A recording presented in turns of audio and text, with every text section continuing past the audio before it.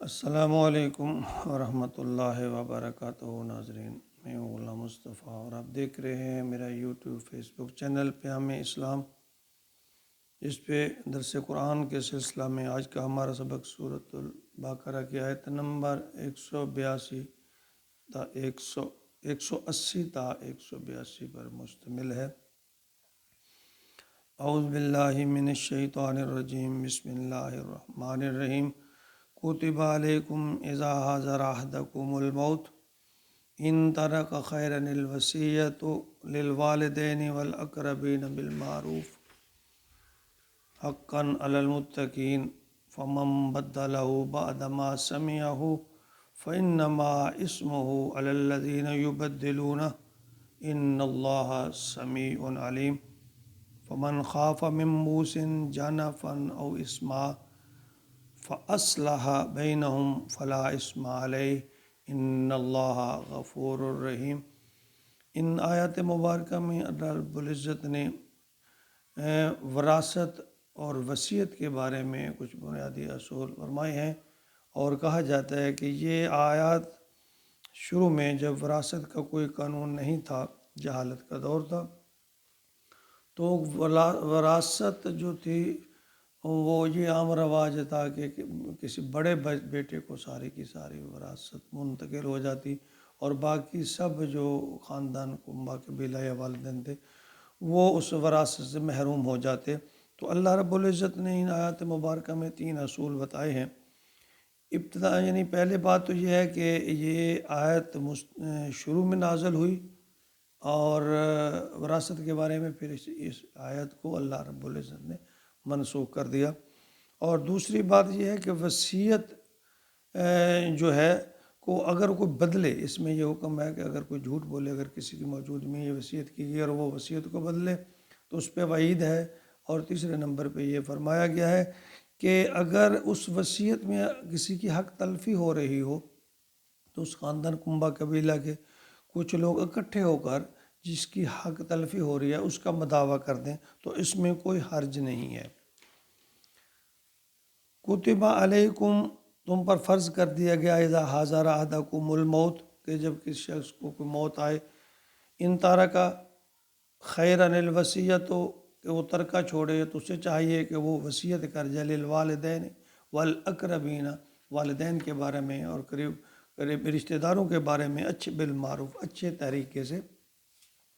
حقاً علی المتقین، اللہ تعالیٰ تقوی رکھنے والوں پر یہ حق ہے، اللہ تعالیٰ کا یہ حق۔ اللہ فرماتے ہیں جو لوگ متقی ہیں، مجھ سے ڈرتے ہیں، ان کے لیے میں یہ نصیحت فرما رہا ہوں۔ آگے فرمایا فمن بدلہ بعد ما سمعہ، تو جس نے بدل دیا بعد اس کے اس بات کو، اس وصیت کو، کہ جس نے سنا، سمعہ سننے والے نے اس وصیت کو بدل دیا، فَإِنَّمَا اسْمُهُ عَلَى الَّذِينَ يُبَدِّلُونَ، تو اس کا گناہ اسی پر ہے جس نے تبدیل کیا، یعنی جو وصیت وہ کر گیا اس کے ذمہ پھر بات نہیں ہے۔ جس نے جھوٹ بولا، وصیت کے وقت وہ موجود تھا، وصیت سنی اور پھر اس نے اس کو بدل دیا، اللہ فرماتے ہیں تو اس کو بہت گناہ ہے، ساری ذمہ داری اس کے اوپر ہے۔ تو اس میں تحریف یا تبدیلی جو ہے، اللہ فرماتے ہیں وہ کسی انسان پر وبال جو ہے وہ اس کا پڑے گا، اسی پر جو بیان کرتا ہے۔ ان اللہ سمیع علیم، بے شک اللہ تو ہے سننے والا بھی اور جاننے والا۔ اللہ فرماتے ہیں میں سب باتوں کو جانتا ہوں، تم لوگوں سے اگر چھپا بھی لو تو میں تو ساری باتیں سننے والا بھی ہوں اور جاننے والا بھی ہوں۔ فمن خاف من موص، اور بھی جس کو خوف ہو، اندیشہ ہو، من موص جنفا او اثما، کہ کسی وصیت کرنے والے کی طرف، جو وصیت کی گئی ہے کسی وصیت کرنے والے کی طرف، اس میں کسی کی حق تلفی ہوئی ہے، یعنی اللہ فرماتے ہیں کہ اگر یہ بات لوگ محسوس کریں کہ کسی کی بہت زیادہ حق تلفی ہوئی ہے، کہ دیانتداری کے ساتھ یہ رائے یعنی پائی جائے کہ وصیت کرنے والے نے ٹھیک وصیت نہیں کی بلکہ بے جا جو ہے جانبداری کا مظاہرہ کیا ہے یا کسی کی حق تلفی کر کے وہ گناہ کمایا، تو اللہ فرماتے ہیں فَأَصْلَحَ بَيْنَهُمْ، اور وہ ان کو مابین صلح کرا دیں، اصلاح کر دیں اس کی، لوگ اکٹھے ہو کر، اس کی برادری کے لوگ اکٹھے ہو کر ورثہ جمع ہوں اور انہیں ان وصیت کو دیکھیں کہ کیا اس میں کوئی زیادتی والی بات نہیں، تو اس میں سے متفقہ طور پر جو اس میں جو تبدیلی ہے اصلاح مشورے سے مناسب جو تبدیلی ہے اس میں کی جا سکتی ہے، فلا اسم علیہ، اس پر کوئی گناہ نہیں۔ اللہ فرماتے ہیں کہ اگر لوگ صاحب علم لوگ اگر بیٹھ کر اس میں کوئی تبدیلی کر دیں تو اس میں کوئی گناہ نہیں ہے، البتہ اگر کوئی جھوٹ بولے تو اللہ فرماتے ہیں اس میں گناہ ہے۔ ان اللہ غفور الرحیم، بے شک اللہ تعالیٰ بخشنے والا بھی ہے